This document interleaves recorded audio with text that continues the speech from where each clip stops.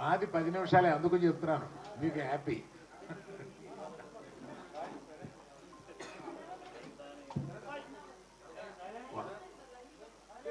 One our live లేవమ్మా, చాలా నుంచి ఉంటున్నా ఇక్కడ.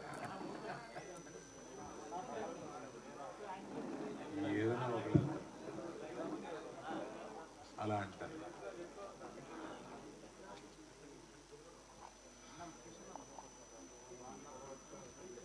అందరికీ నమస్కారం అండి. చాలా సంతోషం, మీ సహకారంతో మన సినిమా పెద్ద హిట్ అయింది. చాలా ఆనందం. ఈ హిట్ అవడంలో సినిమా తీసే పాత్ర మాదైతే ప్రజల దగ్గరికి తీసుకెళ్లే పాత్ర మీదైంది. ఇవాళ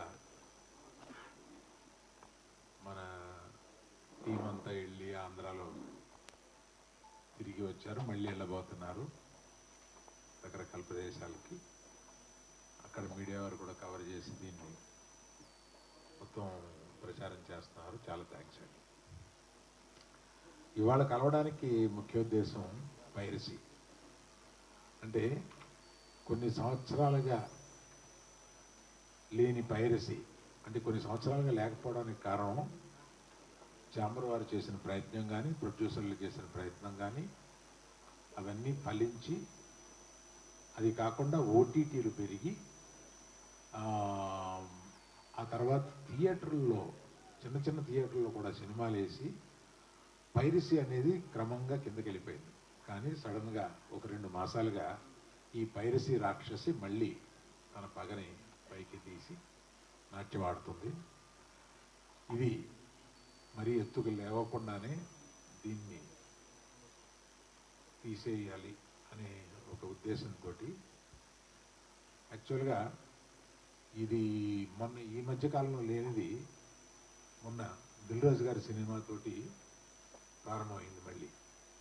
అప్పుడు చాలా ప్రయత్నాలు చేసి మేమందరం ఇదివరకటి నుంచి ఛాంబర్లో ఒక సెల్ పెట్టుకున్నాం.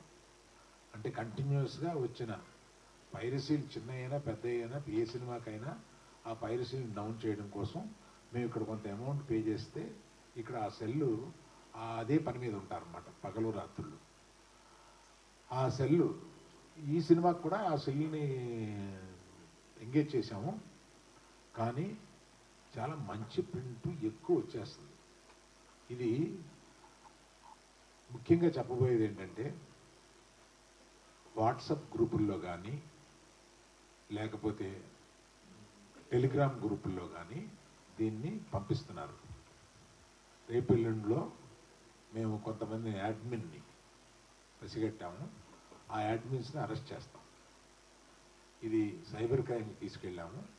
సైబర్ క్రైమ్ నుంచి ఒకసారి గ్రహించాల్సింది ఏంటంటే, ఈ గ్రూపుల్లో మీరు పంపిస్తారే యాడ్మిన్స్, మీరు జాగ్రత్తగా ఉండండి. మీరు జైలుకి వెళ్ళే అవకాశం తప్పనిసరిగా ఉంది. మేము దీన్ని కొంచెం పెద్దదిగా చేసి కొంచెం పట్టుబట్టేలాగా పట్టుదలతో ఉన్నాం దీన్ని. అందువల్ల హెచ్చరించడం ఏంటంటే, ఇది ఒక క్రైమ్. ఈ మధ్య మర్చిపోయాము మనం, అని ఇది ఒక క్రైము. దీనికి ఒక సైబర్, ఇదివరకన్నా సైబర్ సెల్స్ ఉన్నాయి. అంత కష్టం కాదు, ఇప్పుడు పట్టుకోవడం కూడా కొంత తేలికైంది.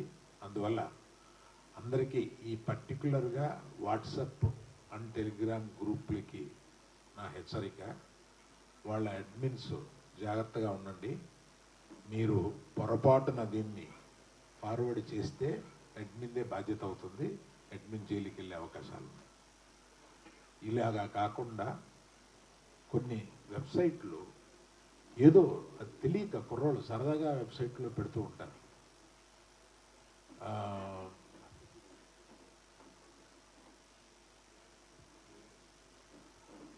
నిన్న ఆర్టీసీ బస్సులో, గవర్నమెంట్ ఆర్టీసీ బస్సులో వేశారు. అమాయకత్వం, ఆ డ్రైవరు అమాయకత్వం. అది వివరంగా వాసు చెప్తాను, ఎక్కడ ఏంటి అది వివరంగా వాసు చెప్తాను. అందుకని మీరు మా సినిమాని సక్సెస్ చేయడానికి ఎంత బాగా మీడియా వారు ఉపయోగపడ్డారో దీనికి కూడా సహకరించి మా సినిమాని, ఎందుకంటే ఇవాళ పాప సక్సెస్ తోటి కుర్రాళ్ళు అటు ఇటు పరిగెడుతూ మధ్యలో మేము అక్కడ చూసాము మేము ఇక్కడ చూసామని అంటుంటే వీళ్ళు పాపం డల్ అయిపోతున్నారు. నేను లైఫ్లో బోల్డ్ చూసేసాను. ఇవాళ ఈ కుర్రోళ్ళందరూ నా చుట్టూ ఉత్సాహంగా ఈ సినిమా హిట్ అయిందని ఒక ఉత్సాహంతో వెళ్తూ ఉంటే ఈ మధ్యలో ఇది ఒక ప్రతిబంధకం అయిపోయింది మాకు. అందుకని దయచేసి దీంట్లో మిమ్మల్ని సహకరించమని కోరుతున్నాను.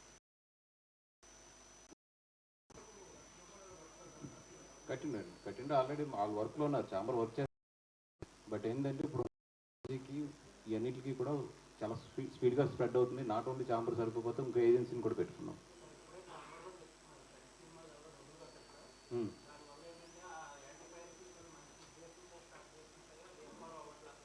మిగతా వాళ్ళ సంగతి మాకు తెలియదండి. గీతార్స్ ఆల్వేస్ మీ అందరికీ తెలుసు, నేను చెప్పక్కర్లేదు కూడా. రైట్.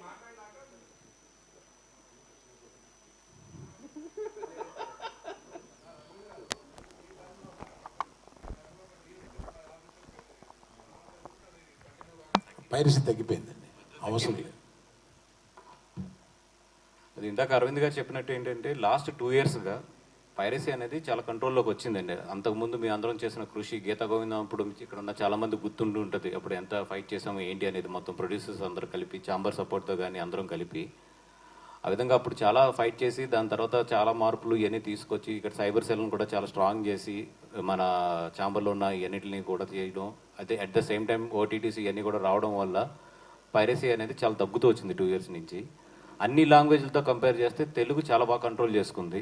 బట్ ఇప్పుడు ఏంటంటే లాస్ట్ 2 months నుంచి, ఎస్పెషల్లీ లాస్ట్ 2 months నుంచి ఏంటంటే విపరీతమైన ఎప్పుడూ లేని కల్చర్ ఇది మన తెలుగులో. లింక్స్ రావడం, దాన్ని వాట్సాప్ అండ్ టెలిగ్రామ్ వీటిల్లో ప్రమోట్ చేయడం అనేది తెలుగులో చాలా తక్కువ. బట్ లాస్ట్ 2 monthsలో ఏంటంటే ఆ కల్చర్ మనకు కూడా ఇక్కడ బాగా ఎక్కువ వస్తుంది. మీ అందరం కూడా యాజ్ ఏ ప్రొడ్యూసర్స్గా మేము చెప్పేది ఏంటంటే ఇది మా అందరి కష్టం. రాత్రింపగళ్ళు కష్టపడకుండా 2 సంవత్సరాలు ఎండనక వాననక ఆ సముద్రంలో పడి, ఇసుకలో పడి, ఇన్ని కష్టాలు పడి మేము అందరం ఈ సినిమాని ఇంత తీసుకొచ్చి ఈరోజు బ్లాక్ బస్టర్ అయ్యి కరెక్ట్గా మేము ఎంజాయ్ చేసే టైం ఇది.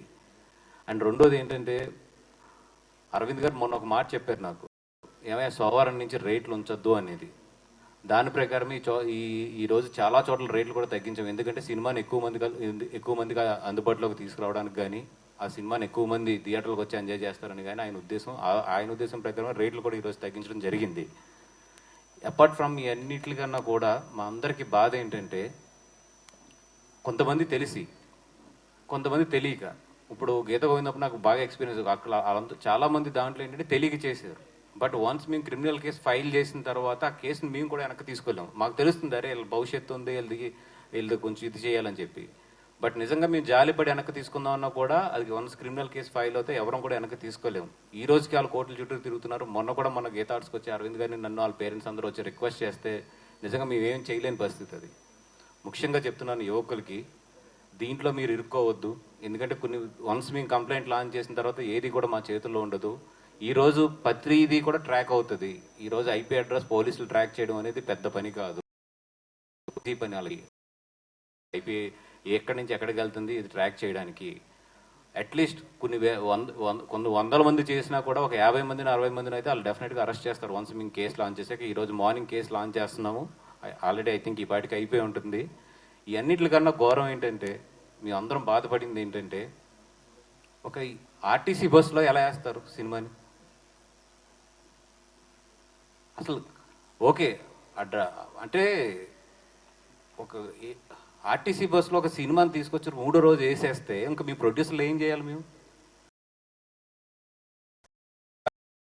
నేను పొద్దున్న ఆయన ట్వీట్ చేశాను వాళ్ళ చైర్మన్ గారు కూడా నేను డైరెక్ట్గా పెట్టి ట్వీట్ చేశాను. అండ్ ఈ పైరసీలో అందరికన్నా బాధితుడు ఎవరంటే ఫస్ట్ పవన్ కళ్యాణ్ గారు. అత్తారింటికి దారేటప్పుడు ఆయన సినిమా ముందు రిలీజ్ అయిపోతే అందరం ఉండి నిలబడి ఆ సినిమాకి ఎన్ని కష్టాలు పడడం ఇది అందరికీ తెలిసిన విషయమే. ఈ విషయం నేను కళ్యాణ్ గారి దృష్టికి కూడా తీసుకెళ్తాను. ఆ వేటు న్యూస్లో పొద్దున్న వచ్చింది మాకు, ఆ మొత్తం వాళ్ళ దగ్గర వీడియో కూడా ఉన్నట్టుంది. వాళ్ళు వీడియో పెట్టకుండా ఓన్లీ స్క్రీన్ షాట్ పెట్టి వాళ్ళు మొత్తం న్యూస్ రాశారు. వాళ్ళు ఆ సర్వీస్ నెంబర్తో సహా రాశారు మొత్తం. అది సర్వీస్ నెంబర్ 3066 ఏపీఎస్ఆర్టీసీ పలాస నుంచి విజయవాడ వెళ్ళే ఆర్టీసీ బస్ అది. దాంట్లో వేసారు. నేను పొద్దున్న ట్యాగ్ చేశాను కూడా వాళ్ళని.